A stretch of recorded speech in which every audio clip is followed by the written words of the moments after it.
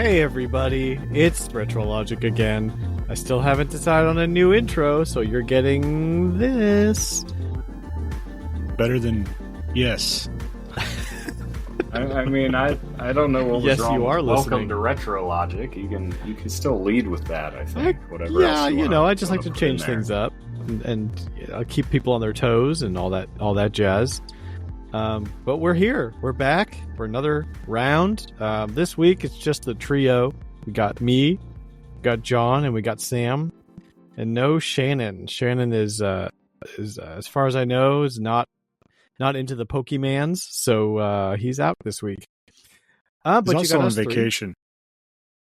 Yeah, that's his excuse. He just didn't want to be Excuse, yeah. Yeah. I expected him to record from the hotel room with his family. on. Yeah, come on. They play Pokemon, I'm sure. Anywho, John, what's been going on? How are you doing? Pretty good, considering I had my van blow a head gasket over the week. Oh gosh. I guess it was on Friday. I don't actually know when it blew the head gasket. Friday's when it overheated for the first time. So it's at the shop. I'm driving my truck now daily, which kind of sucks because it gets like 12 miles a gallon, and it can only hold like 4 kids, so I can't fit all my kids in it. So we're limited on car space, but it's getting worked on. I should get it back this week. Dang, man. It happens. Yeah. So far, knock on this desk, this fake wood. It's first issue I've had with it since I've owned it. And I had a warranty on it. So What's the make and model? It's a 2017 Chrysler Pacifica. All right. It's only got 112,000 miles on it. Oh, that's not bad. No. No. So we'll see how it goes after I get it back. See how she runs. I'm looking at a slight oil leak right now in my Rogue, my Nissan Rogue. So I'm about to take off the oil pan and redo the gasket. Yeah.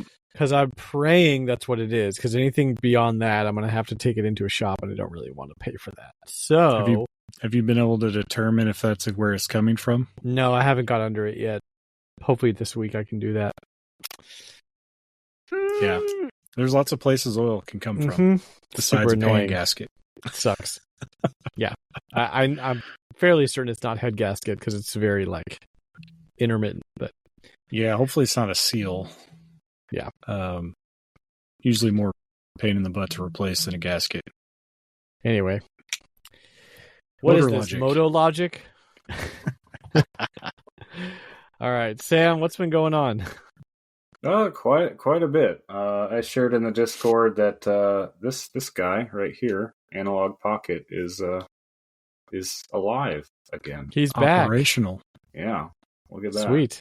Well, mostly. I actually just realized today that I picked it up. I was just like, okay, now that I've got this, I didn't even want to play anything for long. I just kind of popped in Mega Man Zero, and I noticed that the L and R buttons aren't working now. I'm pretty sure that's just a loose cable. I didn't get the cable all the way in when I put it back. I know where that is. That's actually the easiest thing to get to, too. Because all the other buttons for that, right? Yeah, you still have to remove the warranty screw behind the battery, but it's after you lift that plate off, you can see there's a little daughter board that hooks in, which the little bracket that has the L and R buttons on it sits on top of. So I just got to check that cable. Did you end up finding some tape to get your screen back on, or did you glue it? Yeah, it's tight enough. I actually kind of like the idea that if I need to, I could probably just lift it off again, as long as I pry something under there. Yeah, getting it off was a pain. It always is. It's if you've done cell phones or anything, I mean, the screens are not designed to be replaced. The only way to do it is to use heat to melt the adhesive. Yep. And I actually I think I have it over here. Obviously, people listening can't see, but this is the old screen, and it delaminated as a result of that process. Yeah. because, you can't really precision heat things. So, yeah, but I mean, the old screen was definitely busted. That's why I kind of held off trying this. I wanted to make sure it wasn't just the cable, just the firmware. Screen went bad suspiciously like a week after warranty went up, and that's crazy, life with buying things sometimes.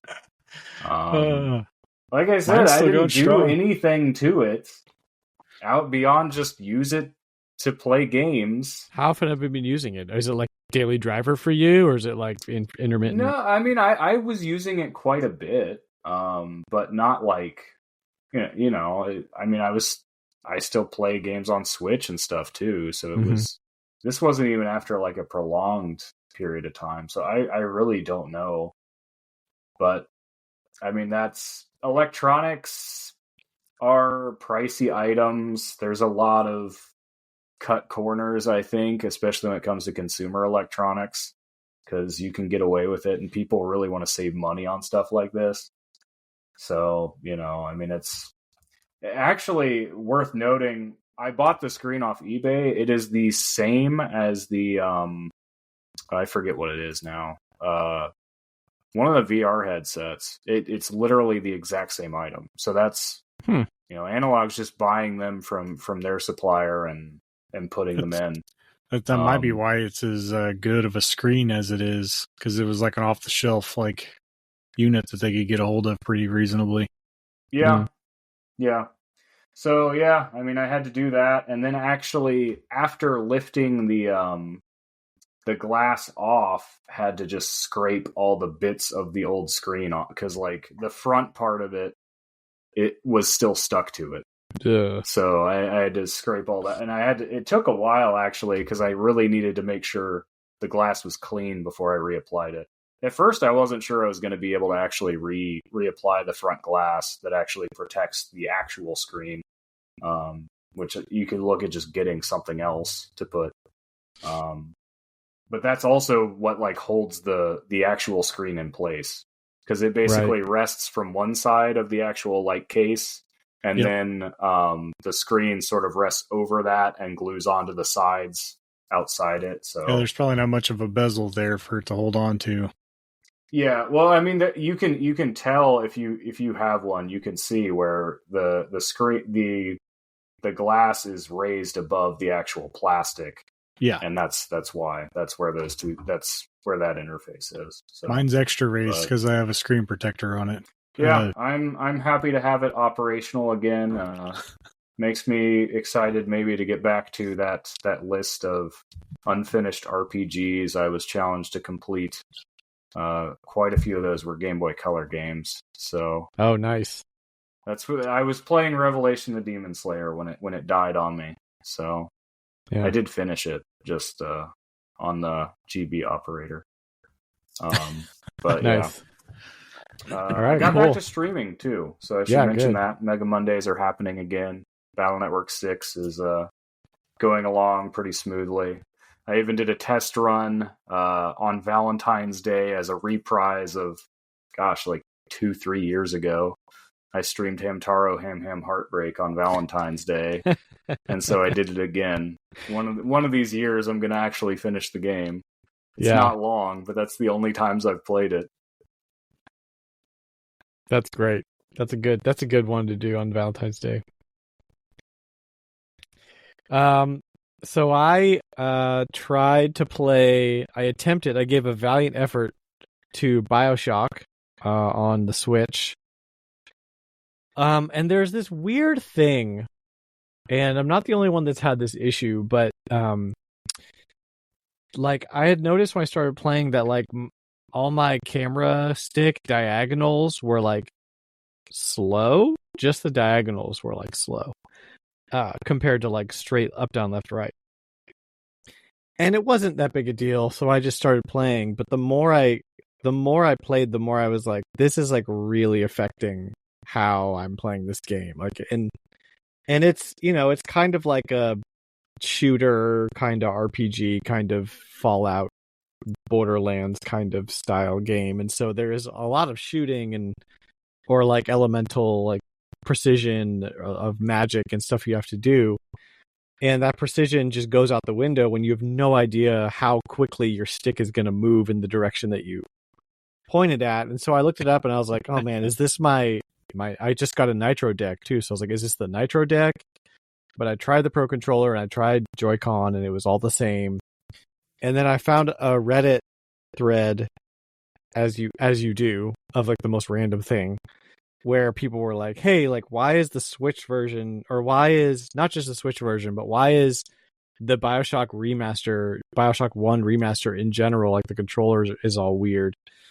And it has something to do with like how old games like read percentages of directions on control sticks or whatever, and they didn't really fix it, and so that's just kind of how it is on that version, and that really sucks because I was really enjoying myself, but I just can't finish it in that state. Like there's nothing you can do. Buy a PS3 copy. Yeah, I seriously considered that because that's like probably a few dollars. Yeah, it's dirt cheap. Somebody could probably just give me one. Because I do want to finish it. Like the story's insane and like definitely a Dan game. But yeah, so that was a bummer. I'm back in Tears of the Kingdom. Just keep going back to that game. And then I had a few pickups today where I got buy two get one at the local. I got Magical Star Sign for the DS. It's like a standard RPG. Mystic Heroes for the GameCube, which I guess is like a hack and slash slight Muso type game that love it or hate it. Some people love it, some people hate it. And then finally picked up Toe Jam and Earl for Sega Genesis with no manual, unfortunately, but has a case. And it was cheaper because of that, so I'm not too mad about it. And then the thrift store snagged a Donkey Kong figure I don't have, which is a surprise because I have a lot of Donkey Kong figures. And he came with Mario Brothers movie Luigi, so that's pretty sweet. Feeling good about that. And that's pretty much all I have to say about that. Let's go ahead and slide right into Prices Retro.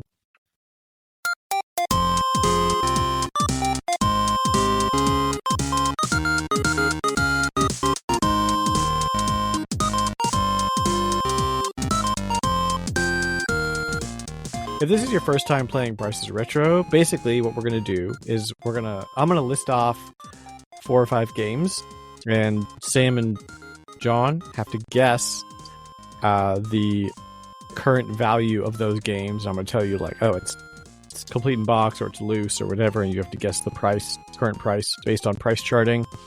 And then kind of go around in a circle. Everybody has their own list, and we all guess. And whoever gets the closest wins that round, and then whoever wins the most rounds wins the game. There's also some AI players. We have a robot and a ghost, and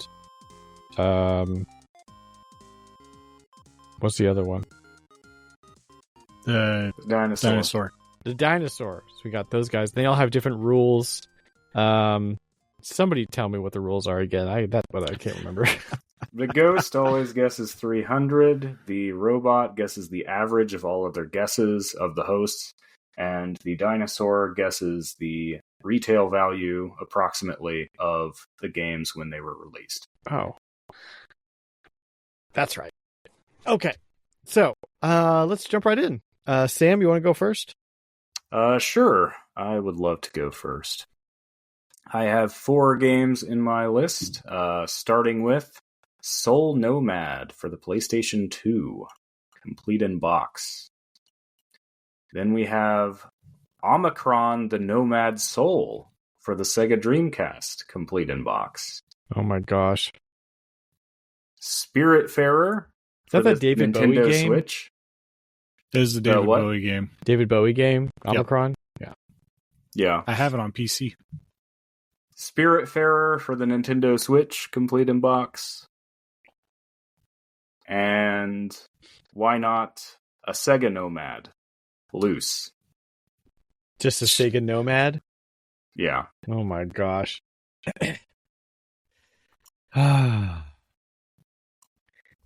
Okay. Okay. That kind of throws a kink If I in had the a nickel dinosaur. for every game with the words Soul and Nomad in the title, I would have 2 nickels.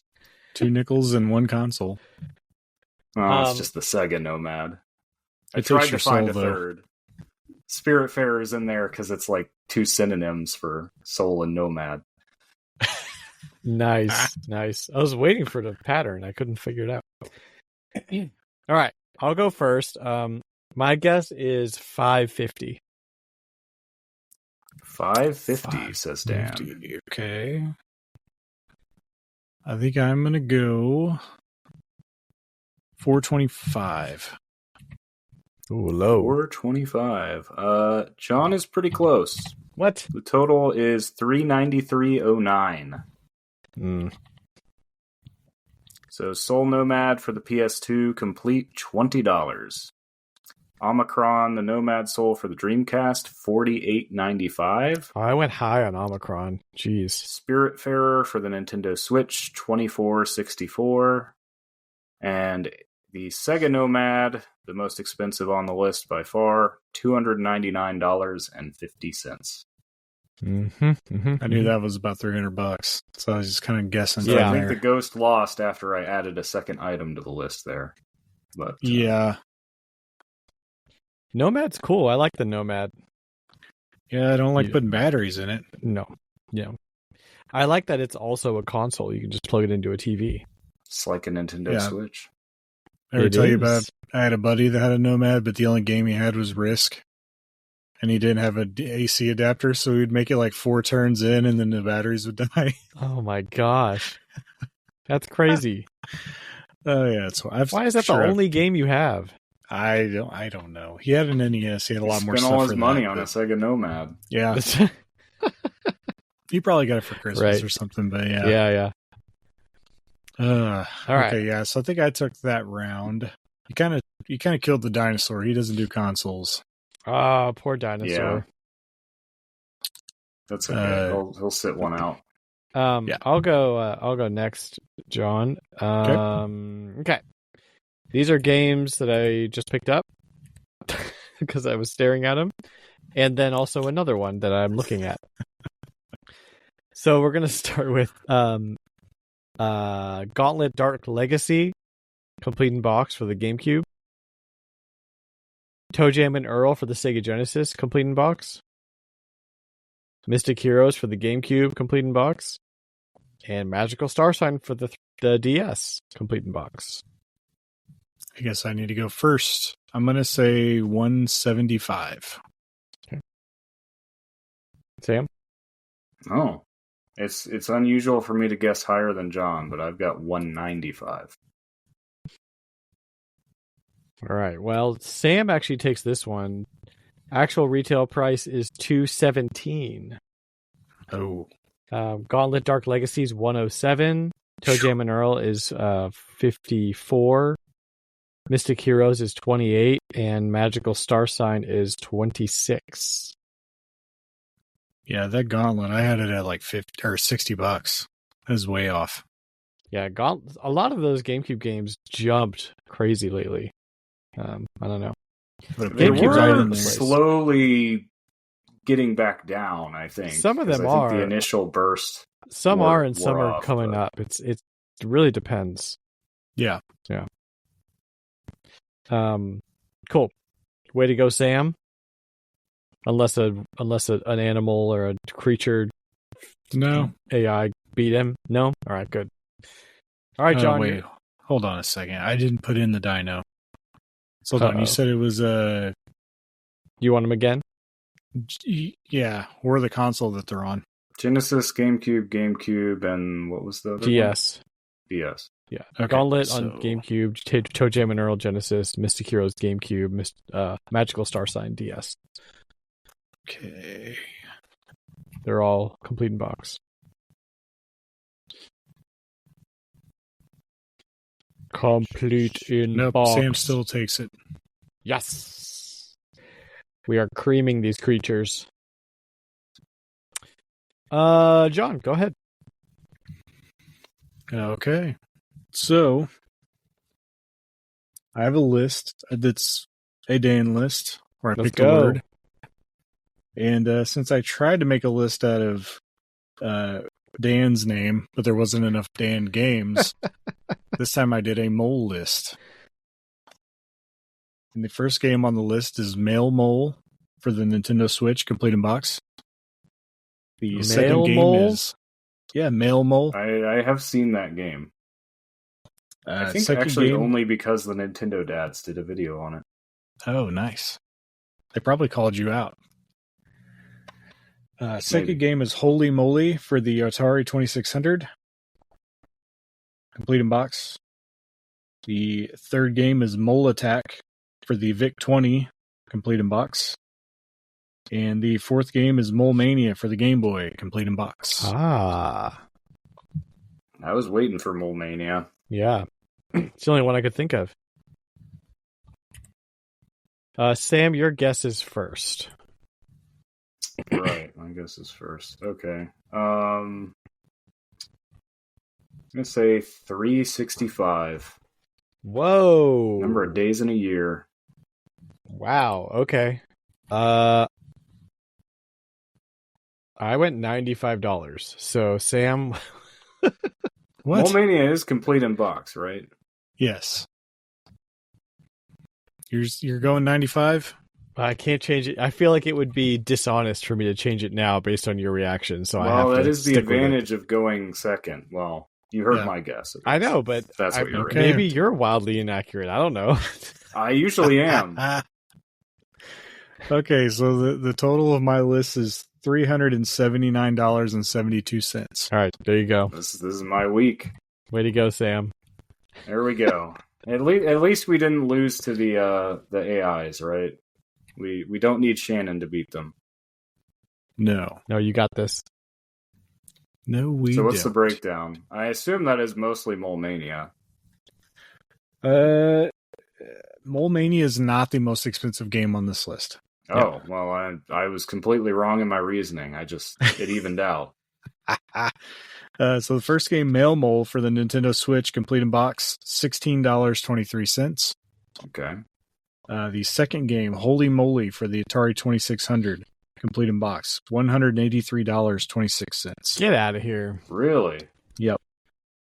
I don't think I've ever seen in a store an Atari 2600 game sell for like more than 20. Yeah, that's why. Yeah, That's, usually even complete in box are like 10, 15 bucks. Yeah, Give 'em loose, away. not more than 10. Yeah. Third game, Mole Attack for VIC-20, complete in box, $6.26. And then the last game, Mole Mania for the Game Boy, complete in box, $173.97. all right. So close. Here it is. It was $10 cheaper than Holy Moly. If it wasn't for Holy Moly, I'd be. How much is Mole Mania loose these days? Because I think it's only like $50. It's one that I just sort of recall being outside what I would normally spend. Okay, $53.20. Yeah, That's spot on. has that gone down, or am I just think it- stingy? I think you're just stingy because It I has. think when I bought it was 75 back in Both. 22. That's probably the last time I was looking at. It's both. It's Right. both, Sam. I Yeah, bought it well, like yeah, I maybe know. 3 or 4 years ago. It was like $45 in. I mean, I bought it on 3DS before the eShop closed, and I'm content with that. So I Nice. really don't want to spend, almost $60 on a copy of a game I can already Nah. play. Nah. It's a great game, though. Sam, congrats. You won. I still maintain that Nintendo's greatest mistake of all time was not making Mole Mania 2 for the DS. 2 screens, underground, above ground, would have been perfect. I think they were. No, I'm thinking of something else. They could have totally done that, or they could have made it for the Game Boy Advance and have it utilize the GameCube adapter. Oh. Were there any? Oh, yeah, there were games. Or the Make Wii it for U. the GameCube and utilize the adapter. The Game Boy Advance was like a little Wii U thing, huh? You could do both on Yeah, stream. they were going to make a Kirby game that a sequel to Tilt and Tumble on the GameCube that utilized the Game Boy Advance. Like whenever Kirby would go down a hole, he would like sink down into the Game Boy Advance, and you'd have to play on that screen. Speaking of, I'm looking forward to trying out Pac-Man Versus when I finally get a chance, John. It came in. Nice. So, yeah, thanks for that. That's gonna do it for Prices Retro. I hope you had fun. I certainly did. We're gonna take a super quick break, and then we're gonna jump right into our topic, which is Pokemon card games. Games and the card game, and games of the card game that are games. It's a whole meta. Of which there's only a couple. But we're still going to talk about it, because that's what we do. Yeah, so stay tuned. You have a mega successful franchise when you have video games of the card game based on your video game. Yes. Indeed. We'll be right back.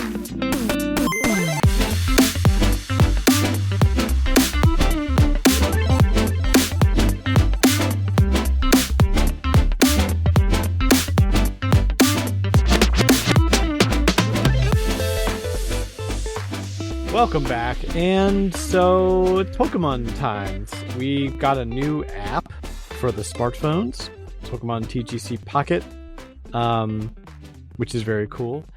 Before TCG Pocket, I played the PC Pokemon card game where you get the little scanny codes in your Pokemon packs. Yep. And then you scan them in, you get packs that way. Did you play that? I remember that. I played it once. Yeah. It's still a thing, I think. It was a very accurate PC-based version of the exact same physical Pokemon card game.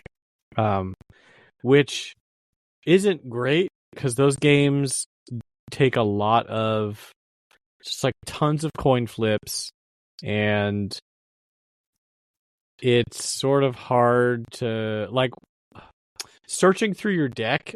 You search through your deck a lot in Pokemon, and doing that on a PC is just oh my god, flipping through, constantly seeing everything, a 60 card deck. So it lasts a lot longer. I feel like it lasted longer on PC, although shuffling is quicker. So I don't know. But at any rate, I didn't play for long because it kind of got to be too much. But I do love the physical card game. I've been doing the physical card game for a couple of years now. And then before that, I did the physical card game when it first came out, 98 or 9 or whatever. And I still have a few of my old cards. Nothing that's worth anything, of course. But, I've got a holographic Articuno I'm never getting rid of because that's my favorite Pokemon. And a couple of random small ones. But my kids are really into it. So we're all about Pokemon cards right now. They're all the right age to be trading and pretending to battle and all that stuff, and looking for Vs and EXs. Yeah, so that's where we're at with that. Where are you guys at with Pokemon in general? Sam, where are you at with Pokemon in 2025? Pokemon in general, or the cards? Yeah, I mean, this episode's about cards. The cards specifically, I remember having them.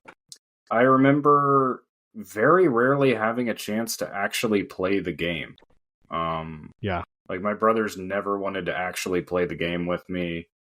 Kids at school, even, Pokemon was huge. I was in first grade when Pokemon hit the United States. So, obviously, right target demographic. But mostly people were just they were trading, they were showing off. Nobody actually played the game, which always kind of bothered me. Playing the game is cumbersome. Yeah, I mean, there's tokens and dice and markers and spread out prize cards. I don't even know. There's a lot to it. So yeah, there is. I do remember I think it was pretty much limited to the first set that I had, maybe some of the second one in there. I remember having a Charizard. At one point during, our family was having a garage sale, and I sold most of what I had at that point because I just thought, it was something for me to do. Other kids would come up and I'd be like, oh yeah, look at my Pokemon cards. You want to buy any of them? I thought it was awesome to get some money back. Yeah. So, that's when I got rid of most of my rares, and the rest just kind of, either got thrown out or, I sold them in. I mean, by the point I would have thought they would have been worth nothing, probably. By like foil Articuno I still have. But it is funny from TCG Pocket, like some of that art is from the original set, and I like that they did that. Yeah, that was a nice nostalgic hit. They were tugging on those strings there, I remember unpacking my Charizard when I was a kid, like where I was and what I was doing, which is kind of rare for me. I don't remember anything, but I remember that. And same, like I think I did a few battles with my buddy that was also really into it, and we were just kind of like, this is not, we don't like this. It's like too much. Yeah, like how do you... yeah, and really most of my experience with the game itself was through the Game Boy Color game. Which, as a side note, fun little story about that it belonged to my one of my older brothers. He let me borrow it, and I lost it, and to this day he has not forgiven me. Like literally, I think last Christmas it came up in conversation. It's not like a serious like cutting you out of things, but like I think because I mentioned TCG Pocket to him, like, oh yeah, there's a thing. He's like, oh, you mean like my Game Boy Color game that you lost and never returned? I'm like, yes. Little brother stuff. That's me deleting my brother's Dragon Warrior file when I was a kid, and he'll never forget or forgive me for it. I mean, yeah, everybody has a story like that, whether you were the victim or the unintentional perpetrator of injustice. But yeah, so that game was pretty fun. I don't know if anybody else played it. I couldn't understand it. I was having such a hard time with it. When I tried it back in the day, I was like, I don't even know what's going on. This is not the same thing. And battling was never what I wanted to do with them anyway, so I kind of just let it go. Is that the only Pokemon card based video game besides like the apps? It got a sequel in Japan. That's right. We didn't get it. But it was a direct like follow up. Same thing. It just added new cards, a new story, I mean, it's kind of cool because it's set up like Pokemon. Like you go to different gyms and you challenge people, and if you beat them, you get some new cards, and then you beat all the gyms, and then you have like a final tournament. So yeah, I always thought it was pretty cool. It's surprising to me we never got like a Pokemon card game on like the DS or 3DS or something, because like it seems like a no-brainer. Like it does well with handheld, so I'm kind of surprised too that we didn't get more. Well, I think part of it does also speak to the fact that, as both Dan and I observed, people are a lot more interested just in collecting than in playing the card game. And when you strip the actual gameplay away, like there's not a whole lot to do. So it makes more sense kind of in a mobile app sort of thing. The way Pokemon Go makes sense in a mobile app, because Pokemon Go, nobody really cares about the battles there either. Mm-hmm. No, they're just collecting. Like it's a much more passive sort of gameplay experience. It's gotta catch 'em all, not gotta fight 'em all. This is true. I actually got really into battling in the last couple of years when I restarted collecting and getting packs again. Because I don't even really know why. I think I like card battlers as a concept, and so when I was like getting back into Pokemon cards, I was like, oh, what are like the good decks? And a lot of the cards you need for those decks now, they just put them in boxes. You can just buy them. So I'm like, oh, cool. I'll buy these. I'll have some decks. Me and my 7-year-old or my 8-year-old can play. Which he and I like doing that. That's a lot of fun. I kind of want to, like, I really like how they do battles in TGC Pocket. They really streamlined it. I mean, it is like stripped down to its bare essentials to make the game work.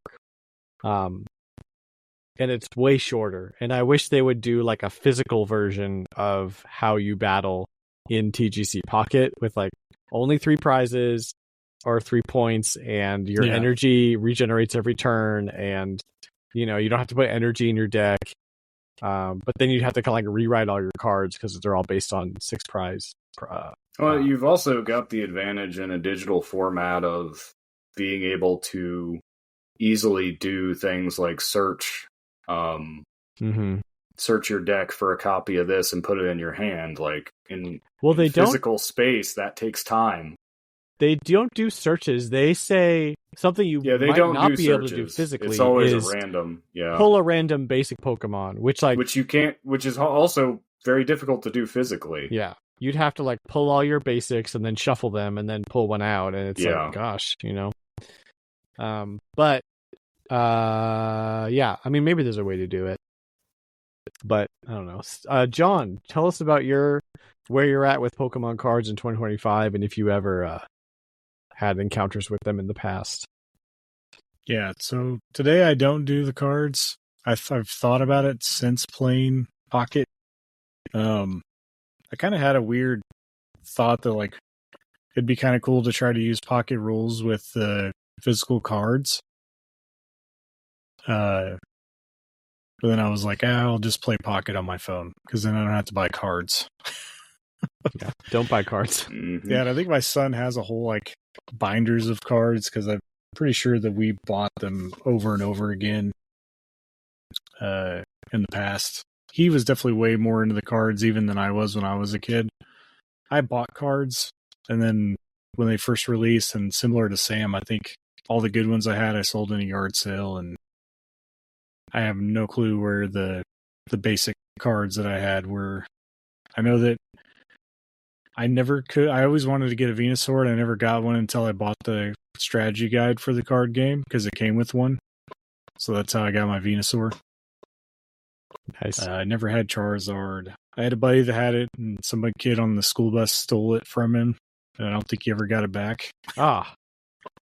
Yeah. So it was kind of a weird deal. But as far as playing the games, I did play the card game on Game Boy Color quite a bit. I agree with Sam. There's a lot less collecting aspect in the card game. Like you do get extra cards and stuff, but it's definitely plays more like a traditional Pokemon game, just with cards. Like you give extra cards for beating gyms and stuff, but it's definitely nowhere near the level of Pocket as far as collecting. I always liked that about it, because unlike real life, where you cannot, well, in real life, if you get a job, I suppose you can, so to speak, grind out money to get more cards. Yeah. But in real life, typically you aren't getting paid by playing the game more to get more cards, unless you're like a professional or something. So to me, it was this nice, because that's always been kind of like, there's a lot of constraint on a card game where, like, I understand the point is that, some cards are rare and you're not going to have them, right? But the ability to just keep working towards it was really nice to me, because I generally like card games a lot, especially trading card games that have that large amount of variation. It's kind of odd that I never got into Magic the Gathering, I guess because I sort of got over it at some point. I kind of abandoned Pokemon for Yu-Gi-Oh! While I was still a child. And that's then funny. I abandoned Pokemon. When I got interested in those things again, I was much more focused on finding digital card games, actually. Yeah. Because that replicated that, like, okay, I don't need to worry about, like, finding some old card from, set 3 that's $100 now. I can just, play the game and get the stuff. I abandoned Pokemon for Magic the Gathering, and then that was that was everything for a while. And then kind of gave up on cards altogether until Hearthstone got me back into playing trading card games. It was digital, but super obsessed with that for a long time. And back into Pokemon. So, it comes full circle.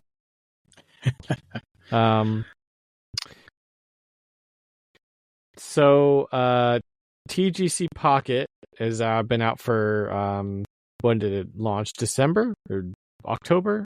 Yeah, into last year-ish. Yeah, into last year. And they already have like the base set plus 2 expansions. One of them's like 1 pack, one's 2 pack, then there's another like mini expansion that's about to come out. I mean, they're like inundating us with these expansions.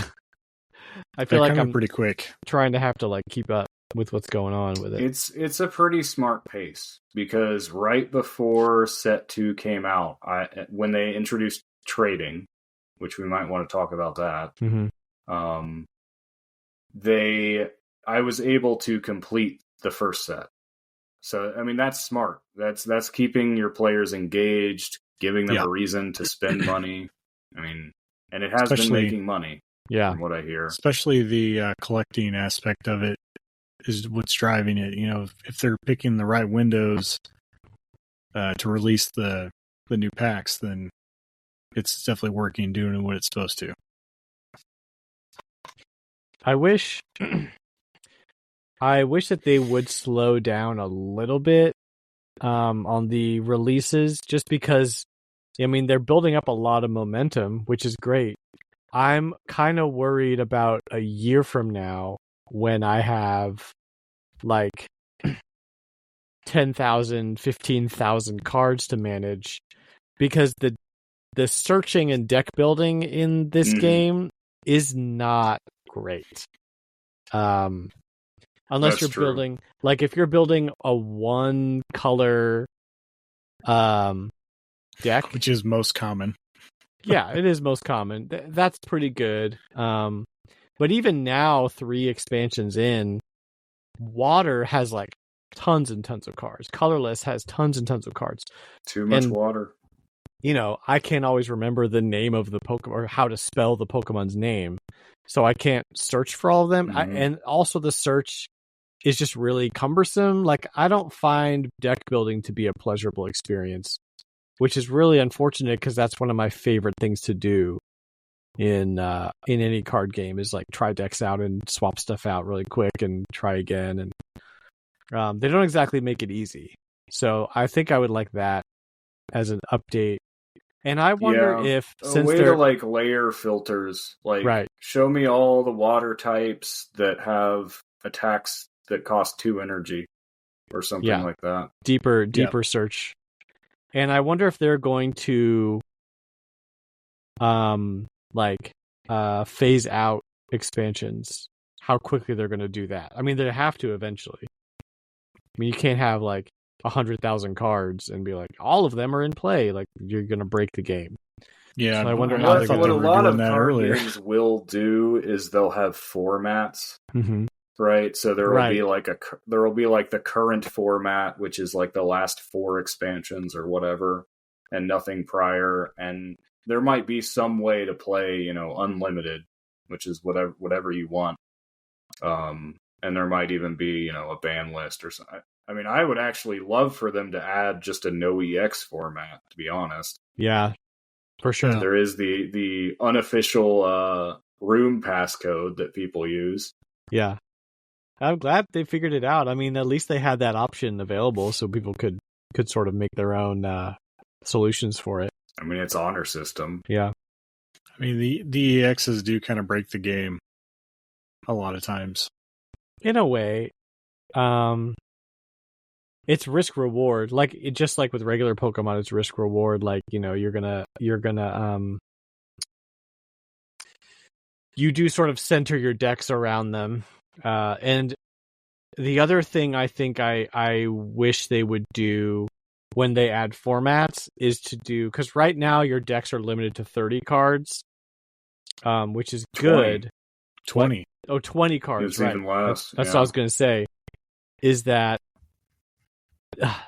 it just seems like your deck has to be kind of laser focused, and so there's not a lot of variation. Well, and it becomes really hard to justify using anything that's not like exactly. Like if you're playing water, why are you not using Palkia? Is it because you don't have one? Exactly. Yeah. You have to be optimal with every single deck. If you had like 40 or even maybe 30 card decks, maybe that was a different format. I feel like there'd be more wiggle room. You know, and even if you want to make it a little longer, you could do like, here's, you know, in 30 card decks, there's you have to get 4 points to win instead of 3. I would really like that. That kind of gets into what Sam and I were talking last time we talked about this game, is if you're playing against EX cards, you almost have to get 4 points to win anyway, because you have to defeat a card that's worth 2 points twice. I will say from the last set, the addition of Cyrus has made that less of like the default strategy. Yes. Where like I think towards the end of set 1, like every best deck was literally every EX Pokemon of that type. Because it's just so much more HP you have to go through. But the fact that you can't just, you know, retreat Moltres and never have to pay the price for leading with him, and somebody can force him back to the front line and get an easy 2 points. Yeah, that's nice. Does help. And Bidoof, don't forget Bidoof. Yeah. I do think it's still a fundamental problem because it's a 3-point game. So 2 points forces to where a lot of games are actually settled by an even number. If you were playing for 4, I think EXs wouldn't look so. But really, the bigger problem, I think, is EX basics. It's the fact that you have this, I'm going to lead with this, and it's also better than your stage 2, which you might not even get a chance to play because, you know, I started with something better that has a 1 energy attack that does more damage, and you can't KO it. Longer games might help that, because I mean, hopefully, if you're playing a no EX deck, you've got some kind of wall. You have some kind of something in your deck that's going to be able to withstand some hits before you get your real players out. And a longer game would allow you to sort of use more varying strategies, or be able to at least try to survive longer with a non-EX strategy. Yeah, anyway, I hope there's something like that when they start doing battle formats. I don't know how in-depth they're going to get with battling, because they seem to realize people just want to collect, but I hope they keep going. Yeah. It'd be nice to see where it goes. They definitely put those events out to encourage people to actually battle. Mm-hmm. And not just the solo battles. I completed the first event, like this last event that happened was the first one I've completed out of all of them. 50 wins? Yeah, 45 is what it takes. 45? Yeah. Yep. I mean, I used a pretty crappy deck that's just built to churn out wins, but to get the last like 20 or so. You just gotta do what you gotta do. I mean, you know. Yep. Gotta think execute for the EX for the last 20 wins. The other overall complaint I have with the game as a game, as an actual battling card game, is the reliance on coin flips. Gosh, yes. And obviously that's a holdover from the original TCG, which I think is the real original mistake. The digital game makes it a little bit better in the sense that it does speed things along when you're, you know, flipping Misty and you get 10 energy because you're evil. But at least it you know, it kind of just, after the first flip, it doesn't show the animation every time. But I mean, really, it's just that probabilities that have to be ratios of 2. Like, if you look at any other game, because a lot of games have random elements, but usually they're not like look at the original Pokemon game. The attack Thunder is known to be a low accuracy attack. Mm-hmm. Yeah, even then, like its accuracy 70%. Is 70%. Yeah, it's not 50%. You could do that with 2 coin flips. I mean, you can get there. Well, and it's a lot less 75% if you're saying flip 2 coins. If at least one of them is heads, deal this much damage. And there's attacks like that in TGC Pocket. So I'm not so mad about the coin flips. They're quick and they serve a purpose.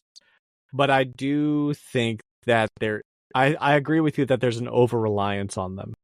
I think my point is that betting on 50-50 odds never feels good. Right. 100%. Yeah.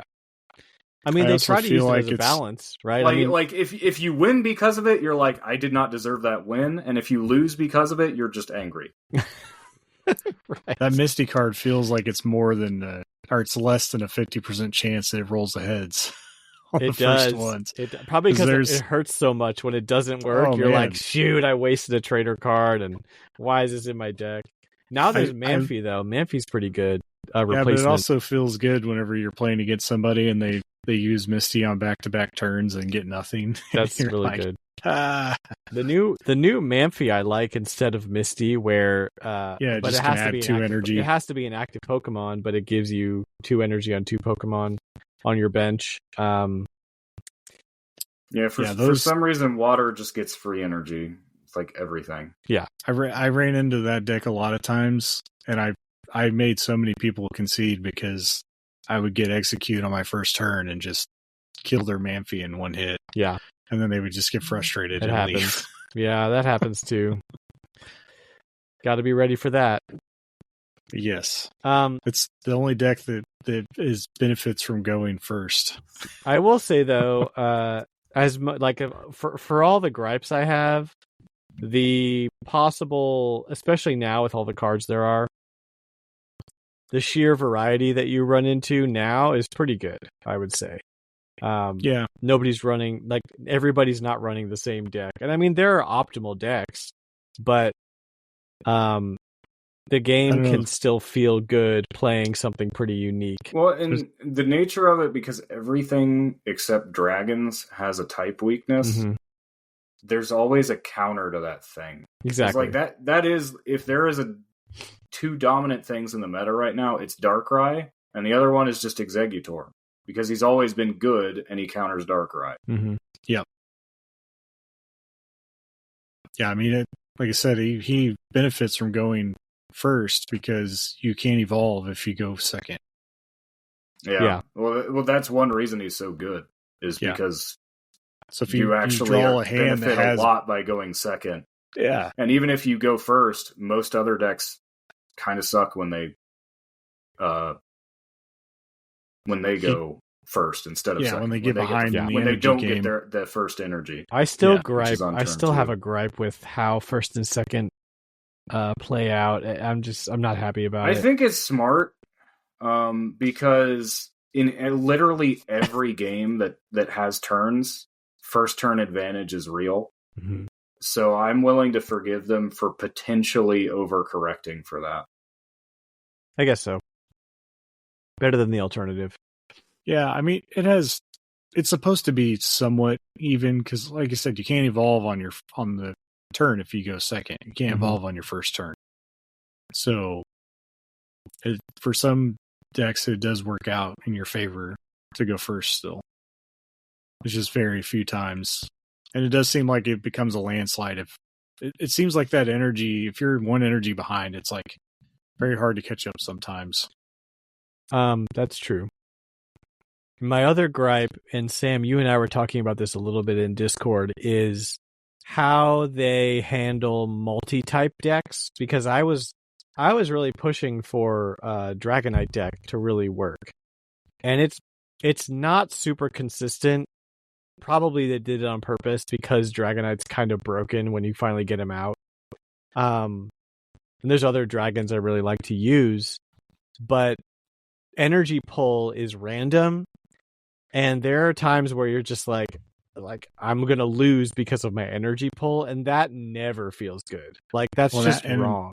And now it's even worse because Porygon, Porygon can just randomly change your energy. Exactly. Yeah, which is banana. I mean, but nobody's really running that, but it's still kind of insane. I see it. I still see it. It sabotages pure energy. That's even true. Worse, technically. That's true.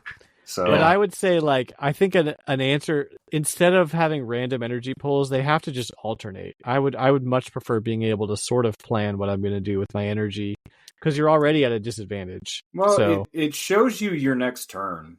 I think really it doesn't make me any less it's a mad matter about of it. adding things that support it. They Maybe need to you're right. add more cards that have stage 1 and 2 that are colorless. Mm-hmm. That give you options and flexibility in that way. And Or then cards- if they start adding abilities that let you change your energy type or add energies of specific types that are more universal. Right. Like there's a lot of cards. Right now they restrict most of them. That's why Dialga is kind of interesting, because it can put energy on anything. Mm-hmm. It doesn't have to be steel. Unfortunately, there's not anything but steel or normal types that can take advantage of that right That's now. really play I was well going to with say, him. it'd be nice if a lot of the energy ramp cards weren't so type specific. Like that would feel a lot more free. But I also understand why they don't, because then colorless would kind of be OP. So Also, if you're running a deck that you're using cards that are outside of that same type, but you don't want the energy to be in the deck, if you edit that deck, you need to make sure you go back and edit the energy as well. Yep, because I've had messed it that several up so many times. times because I have a deck that actually works surprisingly well with It'll no just suck EXs, that other energy even in against EXs. That just uses Golem with Shaman on the bench to heal him. love it. And every time I'm like, oh, I want to change, one Pokeball for one communication or something.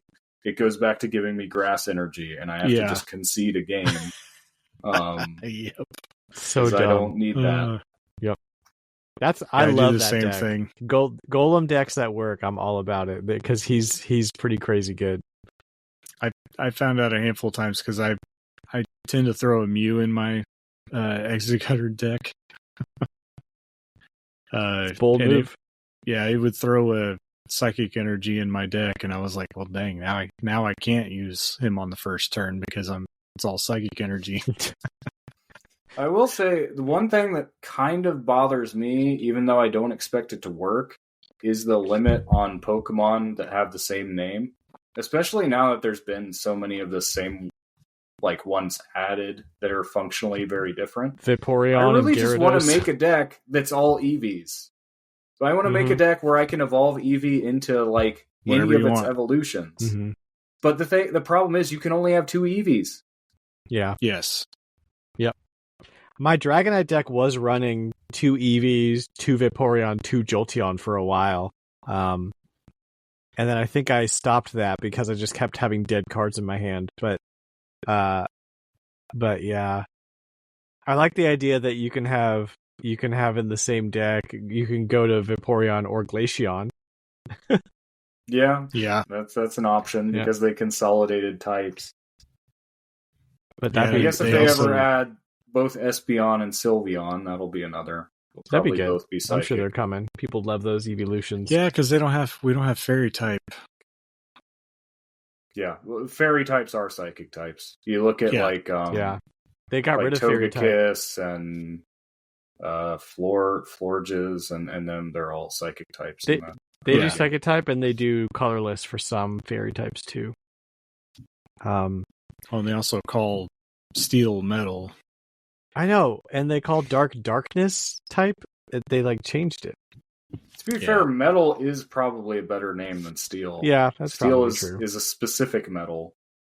Yeah, but they've always, it's traditional, right? I know. I mean, grass should probably be called plant, not grass. That's true. Yeah, and it was originally brought on by the steel coat, right?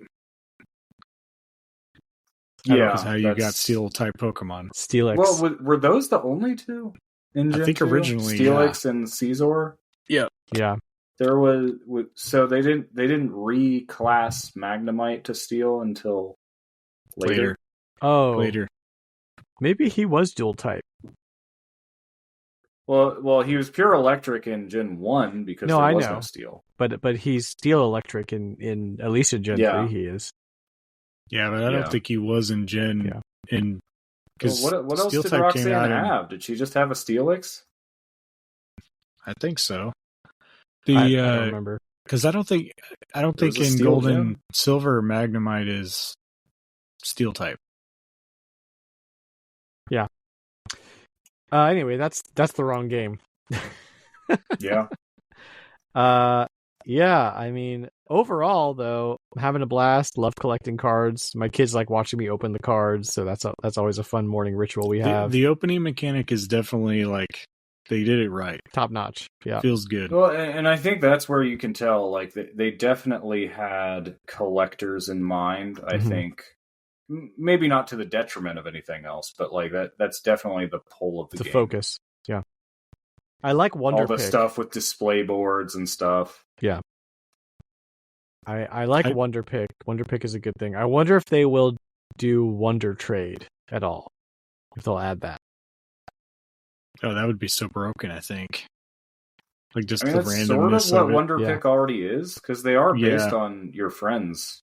This is true. tokens. Yeah, but you're not trading. You're just, I No. mean, like, Wonder Trade and Throw a random card in and Pokemon get a games. random card. Exactly. You give a random, take a random, and you could like throw some good stuff out there. You could just throw crap, but I mean, that's what it is.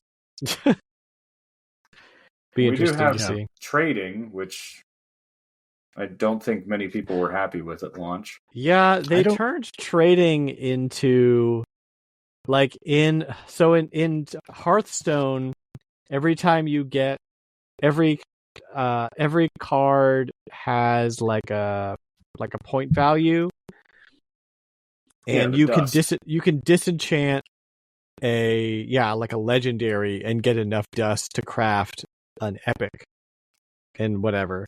And that Yeah, it seems goes to down a be tier. the And economy. I believe the golds it was equivalent. Yeah. Like gold was like +1. Gold So is a gold legendary. You could get any non-gold legendary. exactly. So it's like one level down, and that seems to be what they're doing with the economy for trades, at least as far as I can like do. Because pack points Except multiply it by like 4. because pack points is not it. Pack points is ridiculous. Well, yeah, but pack points cost you nothing. You get them just by Right. opening packs. I know, but it's the They're same. just a bonus. But instead of disenchant, it's like you disenchant or you sacrifice cards to get points to do trading. So trading is the same as disenchanting in Hearthstone. That's just how I'm thinking about it. The only difference is I have to find but somebody there's- who wants the card I there's want. the extra so- work of having Yeah. to find somebody who's willing to trade what you want for what you have. There's also no way to do it in game. Right.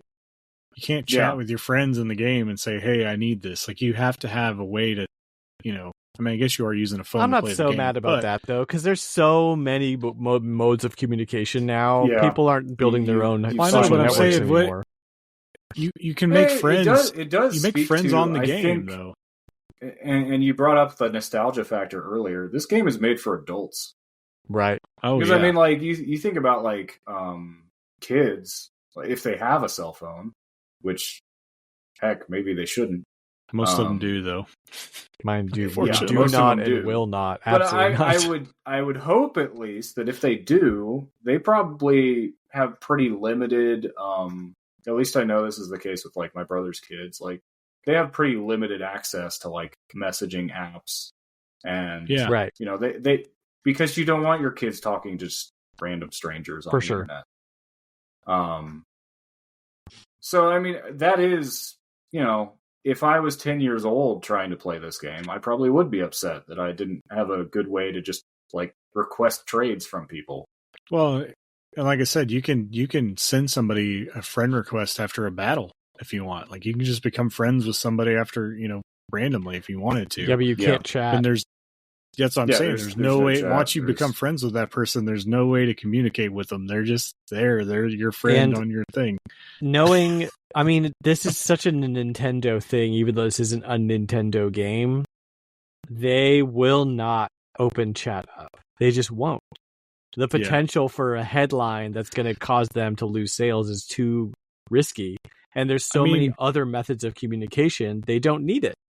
I It's guess more you of a could- liability for them than it is anything else. So they're never going to do that. If you have a friend on there that you made on the game and don't have a way to actually contact them, I guess you could randomly send them a trade request, You and could. then they could be like, "Okay, I do want this card," and then they throw something in there, and then you get to say whether you. It just seems really convoluted and like a really big waste of time. Don't do that. Just don't. Just trade with your friends.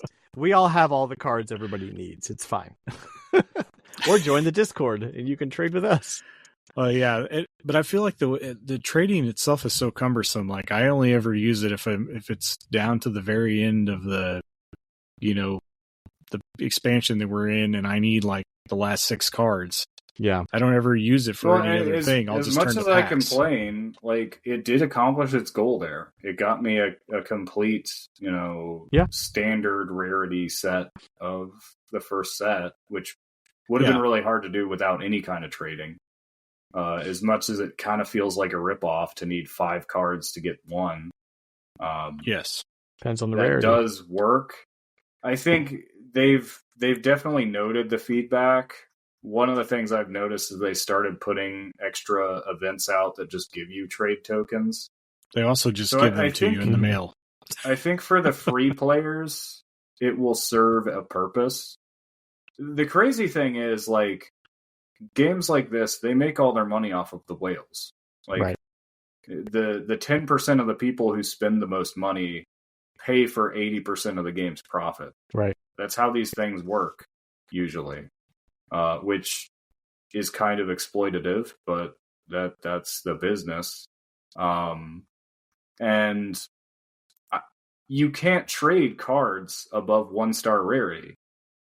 So the people who are already spending tons of money, like opening tons of packs all the time, I don't know if they're using trading at all. Probably not. Yeah, they would have no need to. They already have everything they can trade for. They probably want to trade for the immersive art stuff, but they can't. Even no matter how much money they spend, they can't. Trading is for battlers. Seems like. Because I need a card for a deck. I need a card to finish this thing. Strategy. I really don't know.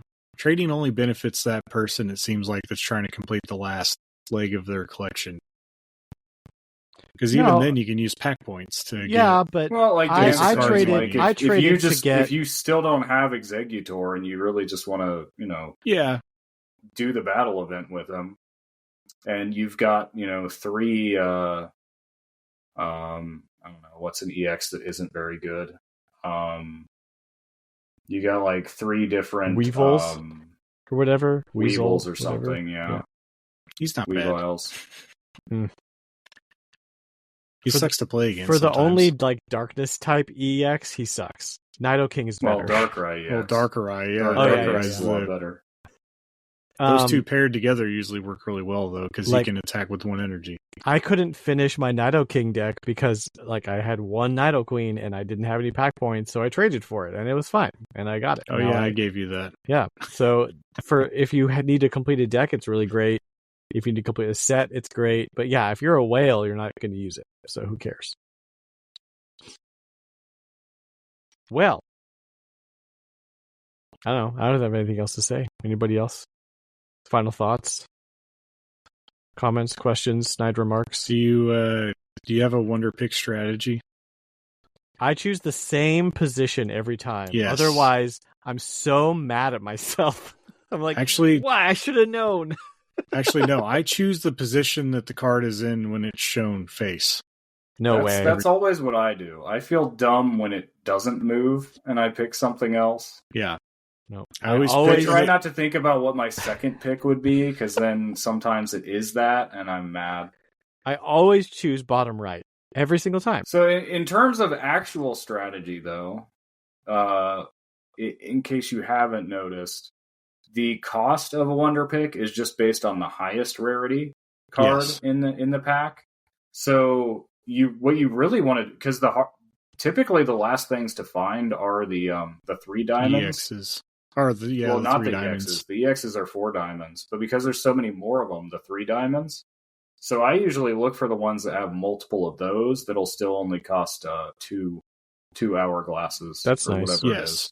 2 stamina. I usually only go for picks that have a card I don't already have. And they made that nice and easy. They'll show you, know, which cards you don't have. So that's usually what I do.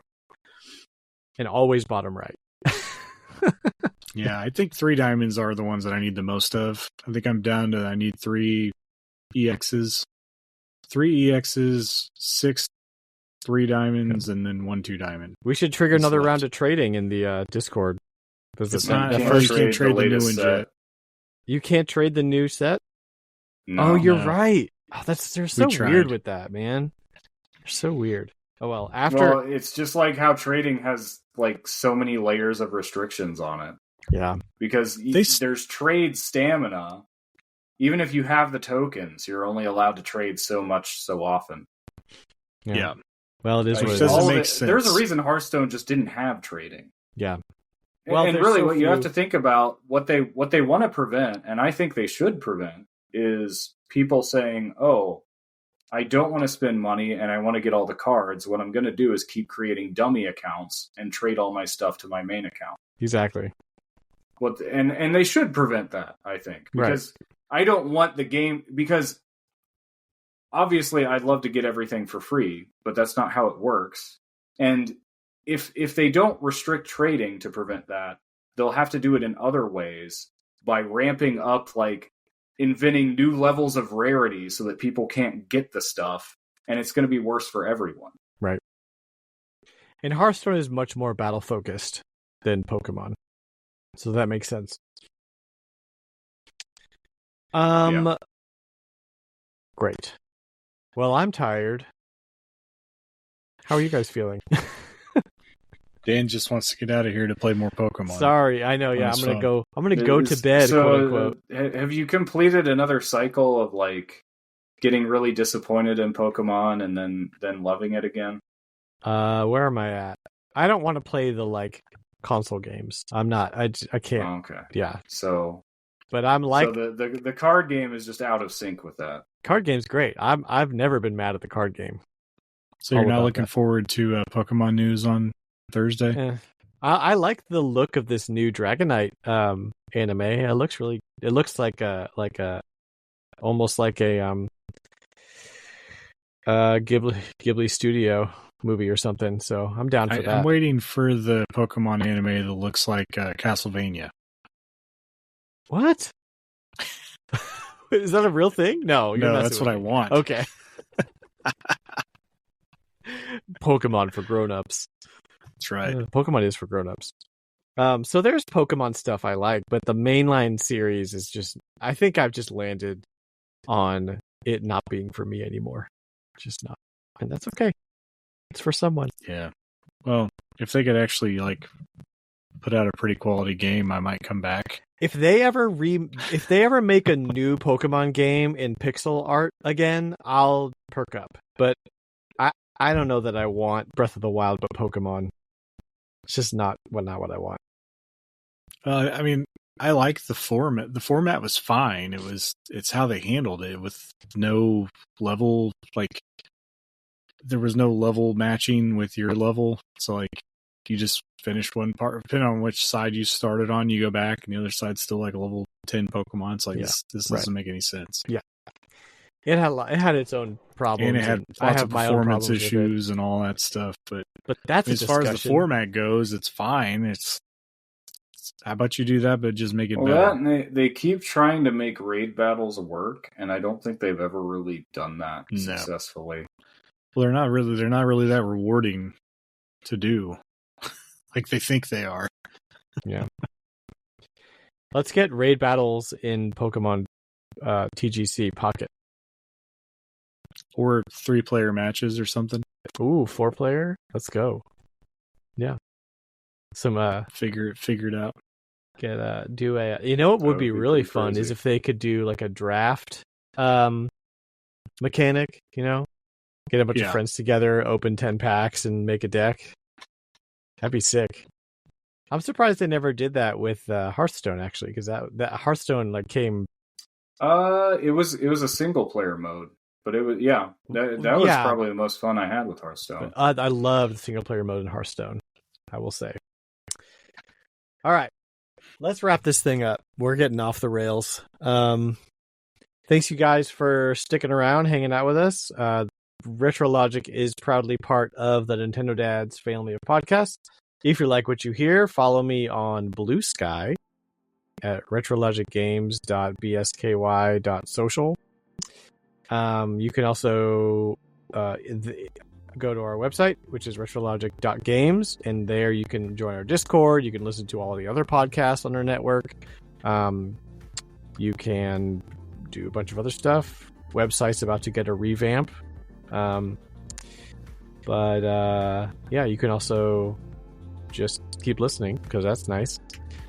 And if you join the Discord, you can interact with us and you can answer questions and you can be part of the show, and we love that. So you should do that. Other than that, peace out. Y'all have a good night. Bye now. Bye-bye. Bye.